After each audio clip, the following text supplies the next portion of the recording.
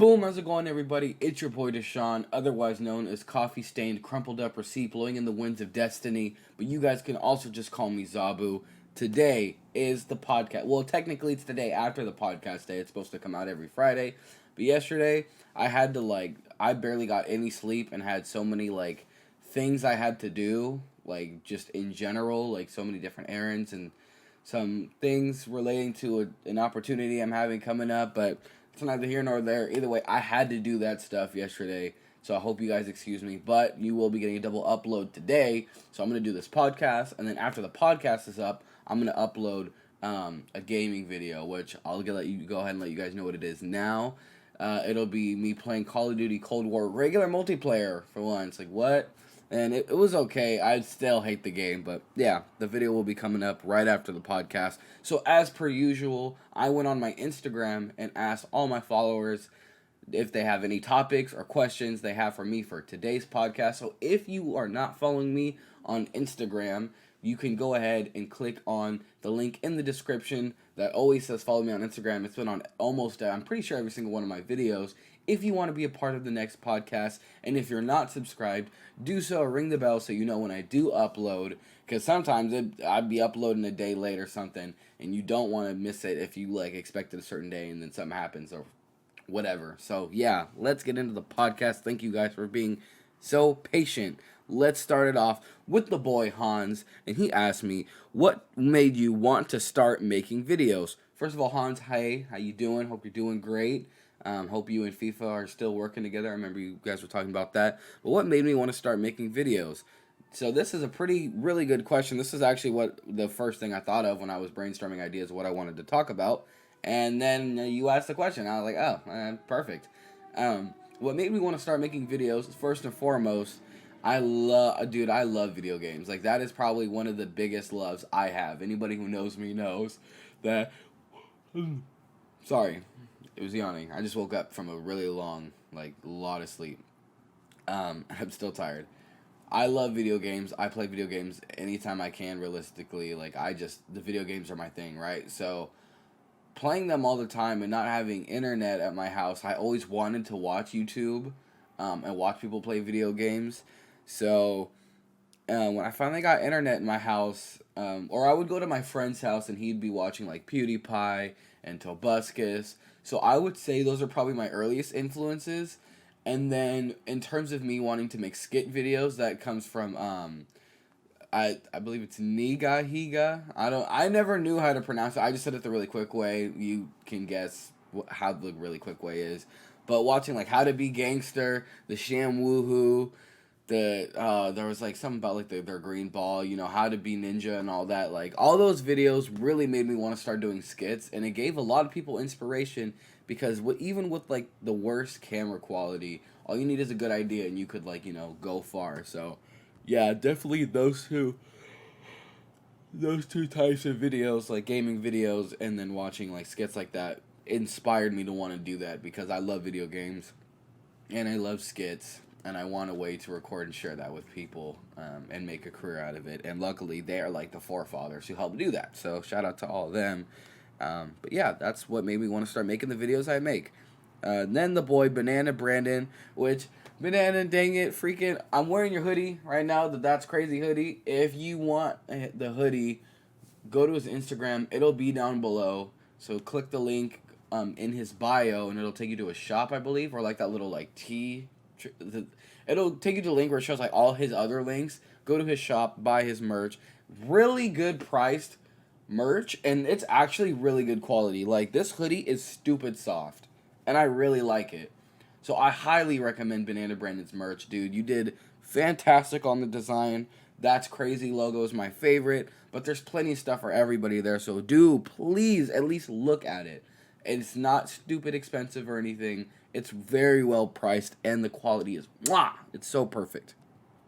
Anyway, he asks places you want to travel to someday, and this is an interesting question because obviously I want to go to the major things that people usually want to go to, like Cancun and Japan, and I want to go to Germany and try out all these other well-known places or countries. But the biggest thing The biggest thing is stuff I want to do when I travel, and one of the biggest things that I really want to do is I want to first dive deeper into my African roots. Like I remember my dad told me, because I have a little bit of Native American blood in me, and he told me what kind of tribe I'm from. I can't remember the name, but like what kind of tribe I'm from, or like my like who I'm descended from. He had the name, and he told me how they torture people, and that's all I know about that. I believe he said they used to like tie you up over like a swamp, or like anywhere there's crocodiles, and they would like cut your legs or your body so your blood drips into the water, and they would just come and eat you slowly. So that's pretty disgusting. But I want to find out more about myself, and then I want to go to that land, the safest part of that land, obviously, and then just like learn about my roots, and my roots is like, and roots is black people, and go to Africa and really learn about where we come from and what it's like and all that. Like I really want to be more in tune with my black side, and then the white side of me is like German, Australian, and stuff like that. So I really want to go to like Germany and Australia to find out more about like what it is like there. Basically, all the components of who I am. I want to travel to where I'm from and get a really good understanding to really better my understanding of who I am. The same way like Hispanic people will go to Mexico and visit their family who they haven't seen maybe, or only seen Mexico, or around there. That is like so wholesome and touching, because you can get a much better understanding of who you are. So definitely that. Then the homegirl. Oh, and by the way, Brandon, I saw your other little comment. I'm not the goat. That is you. But thank you, brother. I love you too. And then I got a couple questions from my homegirl, my sister, Leah the tortilla, Leah the baby Yoda mom, Leah the adobo sayer from the Wild Wild West. And she said shoes, Kanye West, and Kim Kardashians. So we'll go to, that's not all one question. Those are three different questions. So we'll start off with shoes. I've talked a lot about shoes individually, like different retros and stuff like that. But let me just talk about shoes, I guess, in general. Um, in terms of buying shoes and becoming a sneakerhead. I'm not going to talk about the great qualities of having shoes, no matter what they are. Like, I'm not going to do that. But I would say if you want to become a sneakerhead or something like that, what got me into it was getting a nice discount, for sure.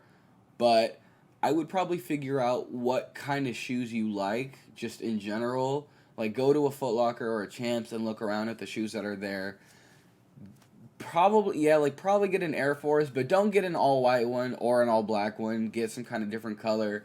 And then try out like an Air Max 90, or you could even try out like an Adidas NMD, or you could try out some Retro One mids to kind of start you off as a sneakerhead, to see if you like that kind of thing. And if you're really into the shoes and the way they look, and you notice yourself looking down at your feet a lot, and then you're dressing from the shoes up and stuff like that, then that's when you're going to start diving into the more like releases, and getting like, all kinds of crazy expensive shit like Ultra Boost, and like getting the pairs 11s and ordering off of StockX and getting SBs and stuff like that. So I would say if you want to be a sneakerhead or something like that, or you want a good shoe where people aren't going to clown you and be like, oh my god, wow, look at them person with all white Air Forces again, because they are iconic. We get that. Everyone, I guess, should have a pair in their closet. But if you want to like step out, or you want to kind of like have a super nice outfit, all white Air Forces are okay, but you can always go with something better. So start off with the shoes I mentioned, and then just kind of go from there. Do I think it's a good idea for people to be sneakerheads? I think it's really up to you.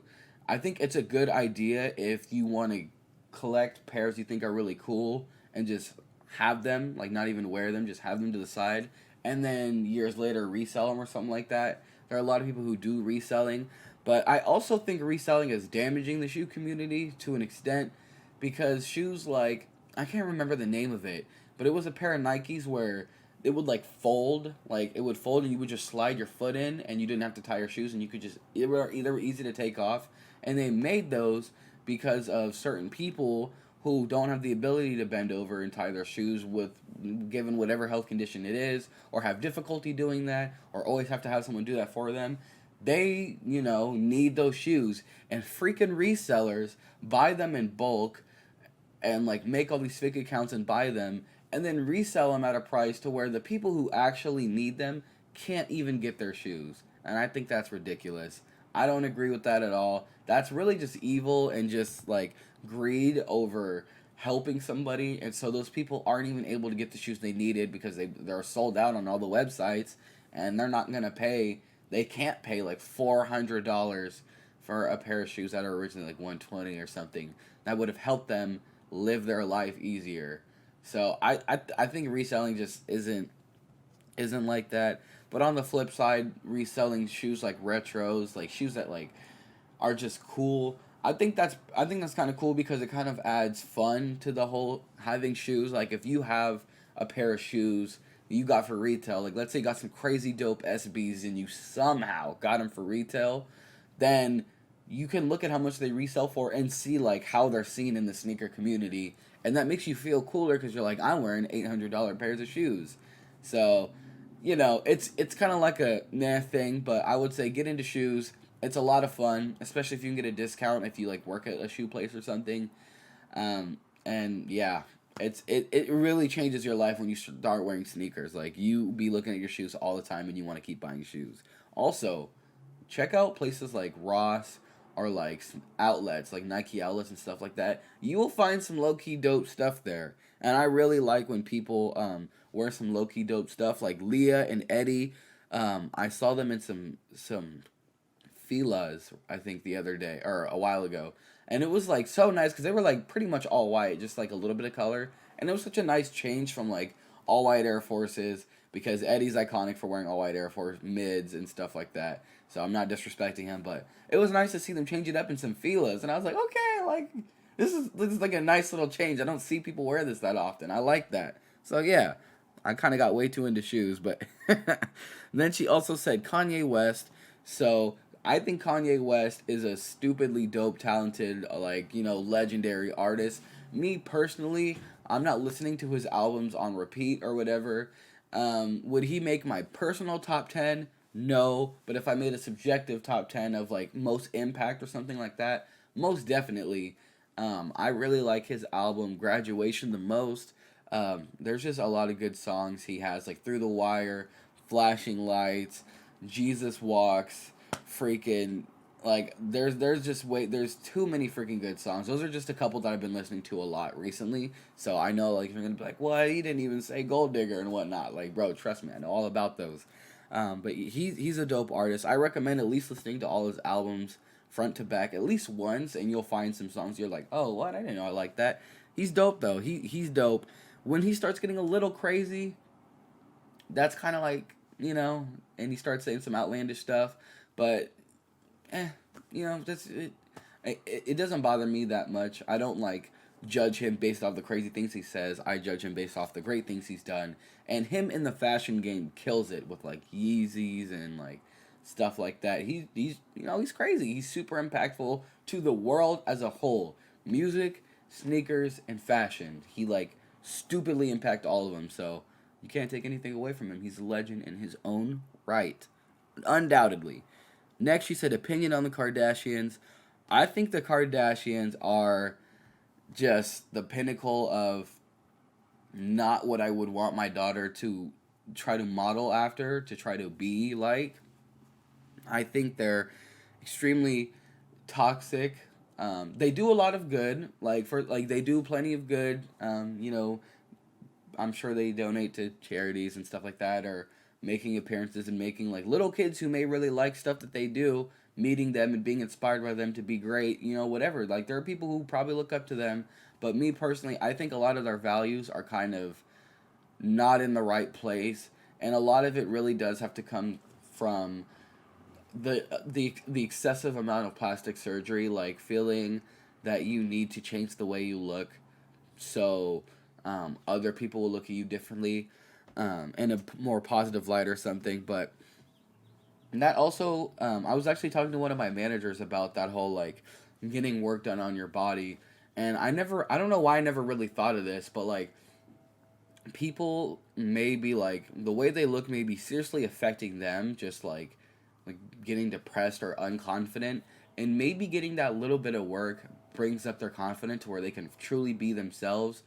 And so like, I'm just that I'm fine with. I think that's great, and I don't know why I didn't think of that. But in terms of doing it, if you're like, I like the way I look, and then other people are like, you're ugly, and you're like, but I want them to think I'm pretty, so you're just like getting all these enhancements and stuff. Eh, that's just not really for me. I don't know. It's a mixed bag for me, but to each their own. If you do it, and it helps you feel better, and it helps you feel more like yourself, more freaking power to you. I think that's great. And I also think like the healthcare that I'm provided with at my current job. I was talking to one of my manager, the same manager, about what that covers, and she said that she's we're pretty sure that like if the way you look or something like that is affecting you mentally to where you can't work or something like that, they will pay for a portion of that surgery. So if you have healthcare or something and you need to do that, look into that maybe. I don't know which ones. I don't know what my job offers, or I don't even know how healthcare really works. If you're gonna do that, I guess check it out. But I thought that was really interesting how they would qualify that as something like helping with your mental health, so they'll help you pay for that. I don't know. I think that's crazy. That's probably crazy to you guys. I don't know. But them as a whole have their own impact on the world. So good for them. I would, if I had to pick a favorite, personality wise, it would probably be Chloe, I guess. And if I had to pick one looks wise, it'd probably be Courtney. And Kim Kardashian is just, she's okay. Like if I met her in person, that'd be cool, and I'd be happy to meet her, and I'd have a nice conversation. But I don't know if I would like be really trying to meet her. I don't know. Anyway, moving on. Thank you so much for the question and interaction. I love you, sister. Hope you're doing well. Then the boy Ann, Boulder Shoulders, had 4 questions. So this is pretty lit. She said, first one is most random or unexpected songs that you have in your playlist. And that's pretty interesting since I have 2 main playlists that I listen to when I'm at work and just kind of in general. I have a playlist I named Sing Sang Songs. I don't know why I named it that, but it's basically a playlist where every song on there I know the words to. At least like 90% of the words. So that means when I'm in a singing mood, the moment I press shuffle, I know every song on there. I feel like everybody has a playlist like that, but if you don't, you really need to make one. I would say maybe I don't have a lot of weird songs in there. I guess songs that may be like different that people may not expect that I may like know the words to, for the most part, would be songs like War Pigs by, I believe it's Black Sabbath, if I'm not mistaken. War Pigs, Black Magic Woman, freaking. There's some. Oh God, I can never remember if it's Hall and Oates or if it's Hal and Oates. I'm pretty sure it's Hall, but it could be Hal. A couple of their songs, they're pretty slept on. Like it's spelled Hall, so I'm pretty sure it's Hall and Oates. If you haven't listened to their music, like Man Eater, Sarah Smile, and like so many other songs, you need to listen to them. They're freaking amazing. But yeah, those songs. I have the Pokemon theme song, but of course I do. Pokemon theme song slaps. So I guess that's probably not as unexpected. And I have some Alicia Keys in there because Alicia Keys is a goddess, and I don't mind singing her songs. They're amazing. And I'm trying to learn some of the Isley Brothers songs. I talked about them in a past podcast, and bro, I hope some of you guys checked out the Isley Brothers. They're amazing, and I'm trying to learn those. So I don't know how unexpected those are, but yeah, songs like Careless Whisper, know every single word of that song, to a couple Wham songs. Last Christmas, because that always slaps. And I think the most recent one that I think was kind of like out of nowhere was The Time, or Dirty Bit, I believe it's called, by Black Eyed Peas. You guys know what I'm talking about. If you grew up the same way I did, you know exactly that. So, I mean, that song was popular no matter where you were, so yeah. Dirty bit, dirty bit, and I even do like the little like I had like the little like lagging effect. I even sing that part, dude. That song is so good. Oh my god. So yeah, that's a couple of them, and then my other my other playlist I called it Hip Bop, like hip hop, but it's only the bops. So it's basically a playlist where I'll never have to skip the songs. Um, I don't really have that many, like, what songs. I guess some songs that may have gone under the radar or slept on. I have the song Riot by XXX Tentacion or whatever. The song Riot is just stupid raw. Stupid raw.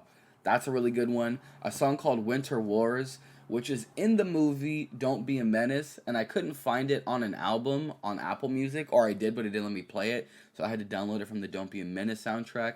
That's a really good one. It's War spelled with a Z.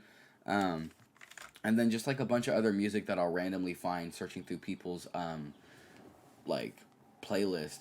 One really good song that I've never heard or artist I've never heard really anybody talk about is the song Baby Baby by Kilo Ali.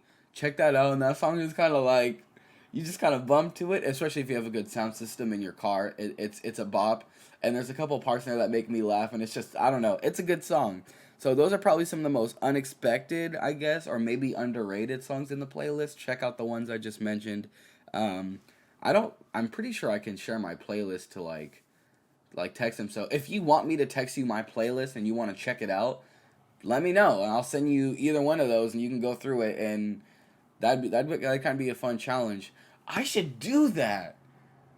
Yo, that is a great. I just had the greatest idea ever for like a video series or something. So don't steal my idea, but let me just think out loud, and you guys tell me what you think of this. I think if I did a freaking video series or something where I have somebody from my Instagram like send me like text me or like one of my friends or something like text me or send me their playlist like 10 songs they could listen to or like some kind of theme, and then we'll rate their playlist and talk about each song in there. So I don't know, I feel like there's something there. Maybe that's not the refined idea, but there's something there. There's something there. Don't steal my idea. Well, I don't care if you end up doing that too. I'm sure that's like someone's done that or something, but regardless, that I'm sorry, that was just a woo. Um, she also asked, "What are my healthy coping mechanisms?" This is super important because I was going to talk about this as well, and so thank you for asking this. My healthy coping mechanisms, first and foremost, video games. Finding a video game you love is it's like reading a book, but you're interacting with it. Playing a good game that you're really into is just like interacting with a story that you can like involve yourself into.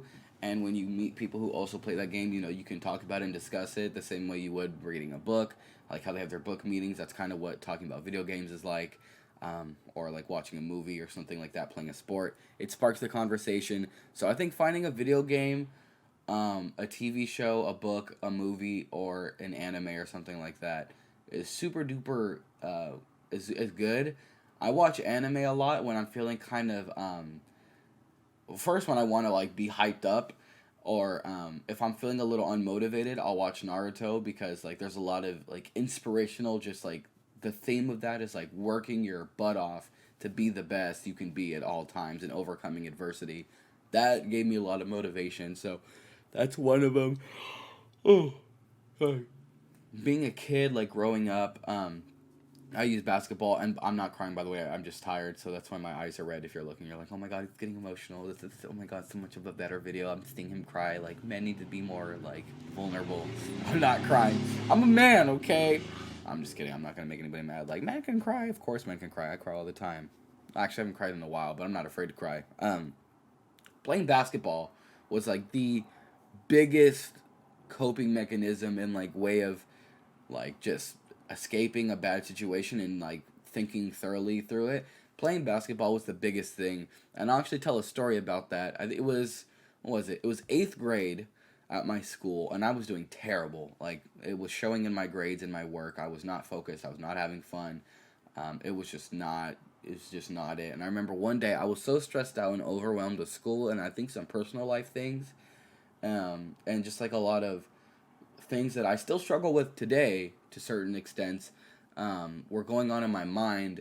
And I remember I like in the middle of class, there was no teacher, and I literally I left the class, I went outside to the basketball courts, and I played for like probably like 45 minutes, like not even lying. I literally was out there for like 45 minutes. And like my school, if you would see the campus, if someone's playing basketball, you're going to hear it, you're going to see, like you would know. Like you would know within 10 minutes probably. And for some reason, just nothing, nobody, I wasn't bothered at all. I was just lost in that, and I was focused.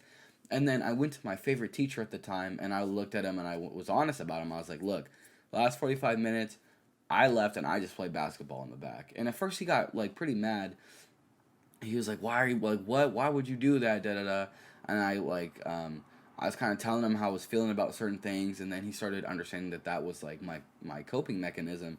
And so he was like being more light on it, and then he kind of understood what I was going through.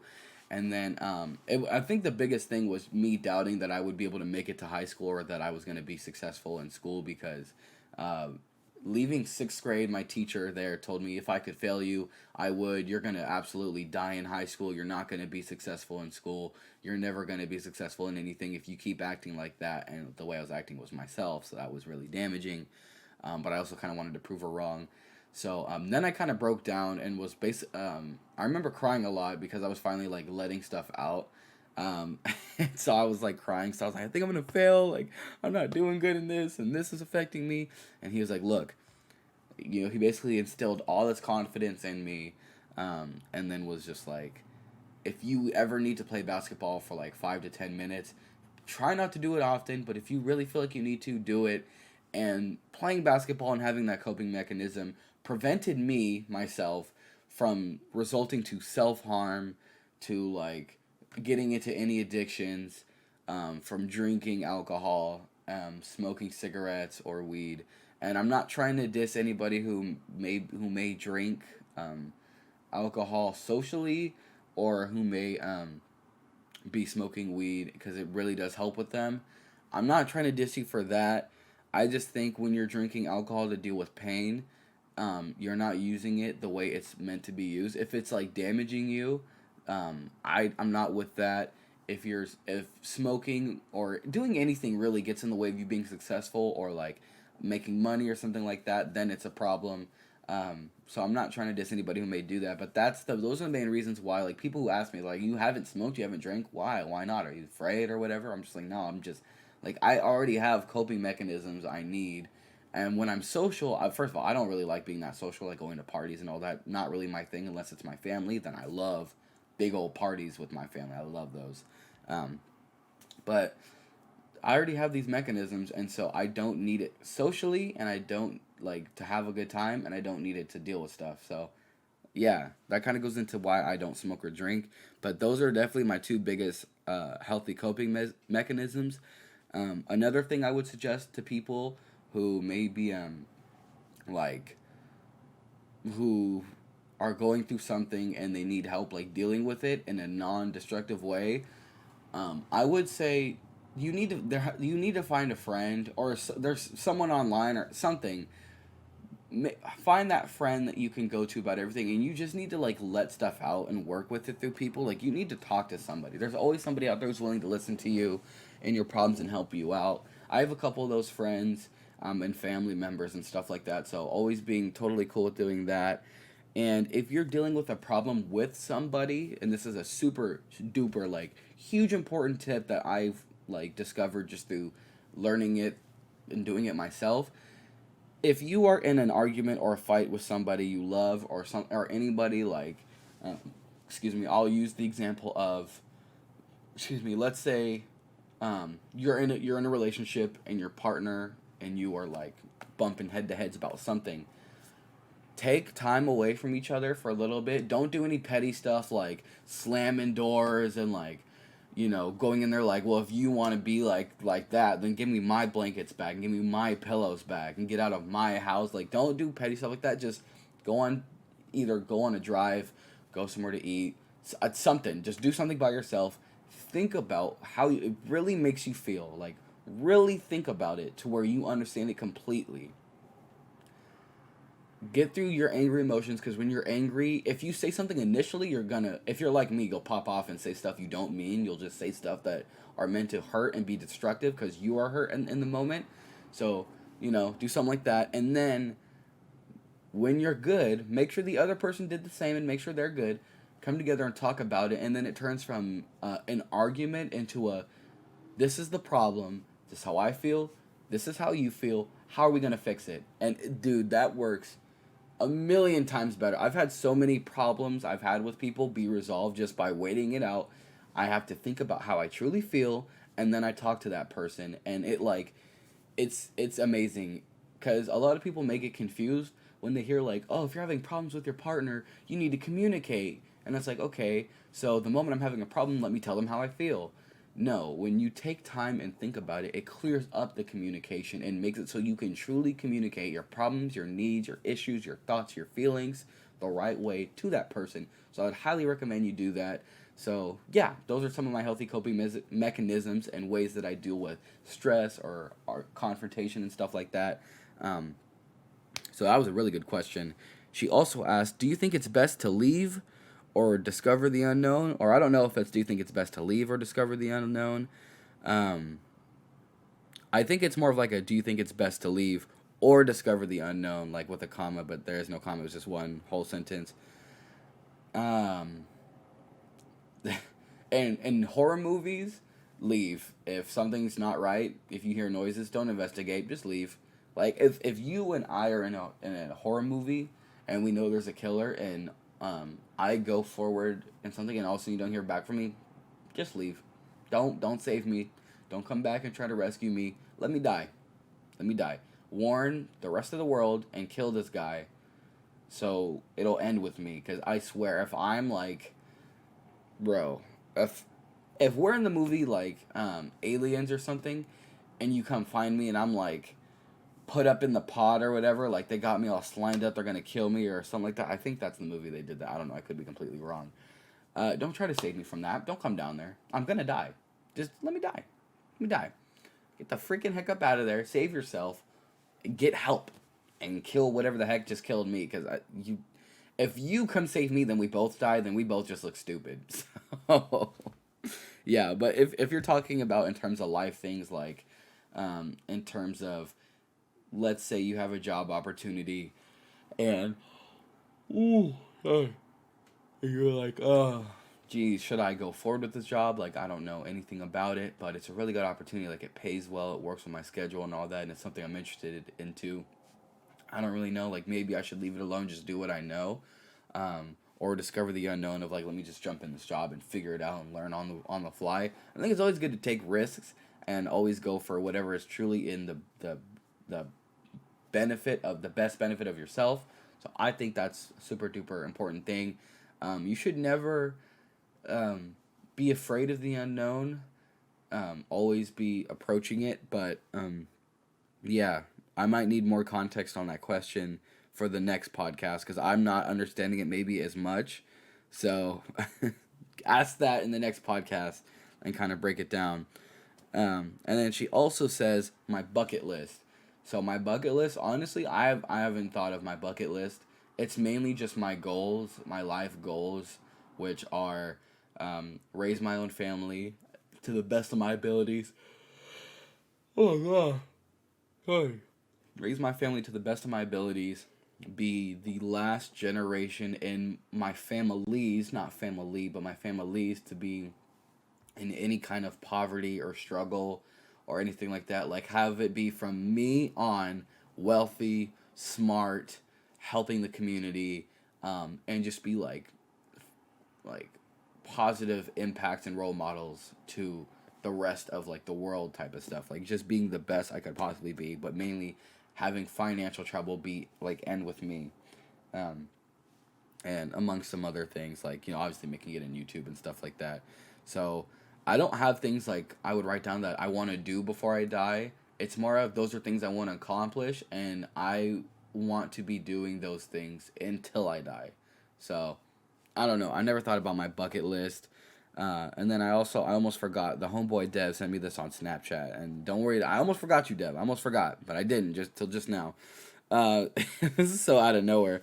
He's like, he wants to know my take, if I even have one, which I guess I kind of do, on why we haven't put a lot of emphasis on getting into space since we went to the moon in the 60s. Like, it seems like if we made it to the moon back then, why is it taking so long to get to Mars and stuff?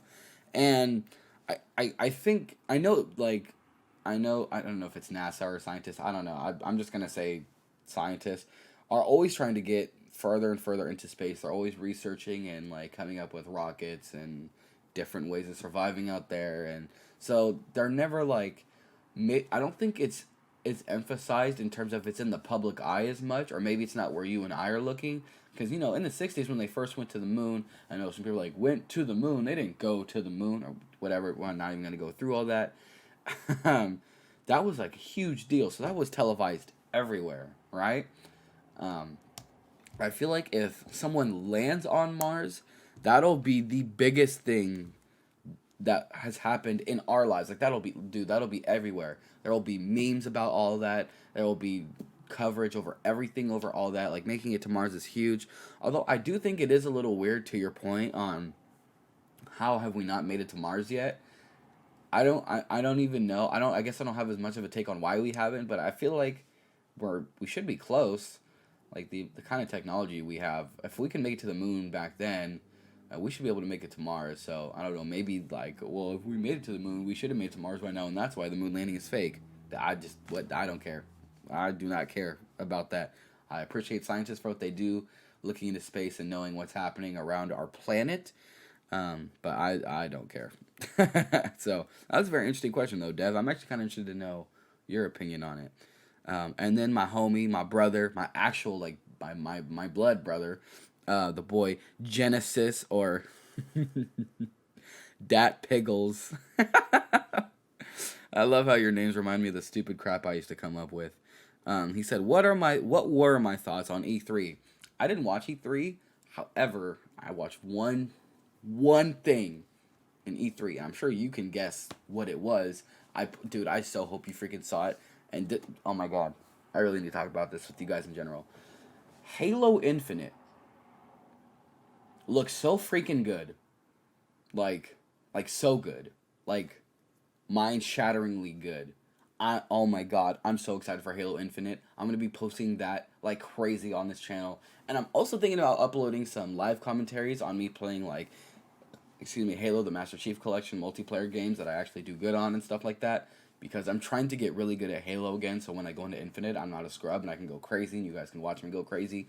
But bro, the campaign idea, like the idea of it being pretty open world and stuff, that is so, dude, that's so fire. Oh my god, I can't wait for that. I can't wait for the campaign. I think it's gonna be really dope. It looks like, 343 knows what the freaking heck they're doing. Like they're about to make a classic Halo game, cause it's a Chief Cortana story, which I freaking dude. Like, Halo should only be about the Chief. I wasn't into Locke and all that. I was so not into the Prometheans at all, and I haven't seen anything Promethean in any of the trailers. I haven't seen anything stupid like that. I hope they bring back the Flood, bro. I know we like, I really want the Flood. I don't care if you have to come up with some stupid reason that they're back. I really miss the Flood. I miss playing against elites and brutes and all that, or playing with elites against brutes or whatever. And just fighting the Covenant and the Flood, like, that's all I freaking want, bro. I don't want to fight other Spartans or other UNSC or whatever. And I don't want to fight the stupid Prometheans. They suck, and I hate them. But the campaign looks fire. The multiplayer is free to freaking play. Let's freaking go. It is cross-play with PC. So to any single person who has a PC or an Xbox, all my friends, I need you to download the Halo Infinite multiplayer when it comes out because it's free and I want to freaking just run it on some people. I want to run it on some people. They said they're not going to do a Battle Royale, which honestly I kind of wanted to see what a Halo Battle Royale looks like. Hold up. Okay, I'm back. My mom brought me Chinese food. Thank you, Mom. I'm gonna have to go ahead and get into this, start eating this, because, I mean, we're almost done with the podcast anyway. But anyway, yeah. So, what was I saying? Oh yeah, there was no battle. There is no battle royale. I kind of wanted to see that, but the multiplayer, the graphics look fire. The Spartan armor customization looks fire. Their their approach to the battle pass is amazing. Their approach is, for example, season one is there's the battle pass. You pay for it and you have it for forever. Like you have the season one battle pass forever. Let's say I complete the season one battle pass, or I play since season one, so I've been playing and buying each season. If you jump in season seven, but you like some of the stuff that was in season two, you can go back and buy season two and work through it at a regular pace as you would as if it came out. So, dude, that idea is so good because, Fortnite, Call of Duty. I don't know if Apex does season. I don't know, and anything with the season like battle pass type stuff. Those are those are always timed. Like so, it's like season 13. You have 60 days to play as many matches as you can and get to tier 100. That's cool, but always having each season available is such a great and consumer friendly thing for the battle pass that you can just play and complete whichever freaking battle pass you need to and earn those rewards. They said that there's no loot boxes and like you won't like open up a crate and get random armor. Like there is ways you earn each piece of armor. So when you see somebody with that armor, it's oh my god, dude, I'm just getting nostalgic thinking about it. In Halo, when you would see somebody with a certain dope armor, you knew that they had to do something or that they've been playing a lot of matches or a lot of campaign or something to get that piece. And it was impressive when you would see them because you're like, dang, they got that helmet and that setup is nice and the way they look. It sounds like we're going back to that, and I'm so freaking, dude, I'm so excited about that. That's one of the biggest things was the armor customization that was always lacking for me in Halo 5 and stuff like that. Halo Reach had the best armor customization. 3 was amazing. ODST was kind of whatever. But yeah, bro, it's everything. The weapons look good. The way they sound. There's just the vehicles, the maps look good. The modes. Oh my god, the equipment. It all looks so good. So if you are a Halo fan to any capacity, you need to watch that trailer. If you're not, you need to watch it and you'll become one. I'm so freaking excited for Halo Infinite. There will be so much Halo Infinite on this channel when it comes out. Don't you freaking worry. I'll do a campaign playthrough. I'll do multiplayer videos. We'll just, bro, we're doing it. We're doing it all in Halo. We're doing it all in Halo Infinite. That is going to be like, I'm going to be addicted to it low-key unless it ends up sucking at launch or something. Then, maybe not, but Halo Infinite's amazing. Great question. But yeah, that is going to do it for the podcast. Every single person who interacted with it, thank you so much. I love you guys. I appreciate anybody who's not offended that it's a day late. Sorry, I had to sneeze. But yeah, I absolutely loved all the questions. I'm glad we got to talk again. So I'll see you guys tomorrow, which is Sunday, the 20th, for a brand new video. Also, be sure today, after I upload this podcast, I'm going to upload the other video that was supposed to come out today, so you're not missing out on that. And I think I found something that's going to replace roster sweep. I forgot to mention that in the beginning of the video, but roster sweep I'm not doing it anymore. It's just not fun, not interesting, and it didn't seem like that many people were into it anyway, but yeah, I'm over the roster sweep, so I'm replacing it with something. But yeah, I love you guys. I'll see you tomorrow. I'll update you guys more and more each time I can. Please follow me on Instagram to be updated all the time. And yeah, I love you guys. I'll see you. Oh, crap, your freaking challenge. Jeez. Watch a Star Wars movie. I don't care which one. I recommend, obviously, episode 4 or 6 are really great. But, well, no, you kind of should watch 4, 5, then 6 to really understand the greatness of 6. But watch a Star Wars movie, any Star Wars movie. I love all of them. But yeah, see you guys later. Blah.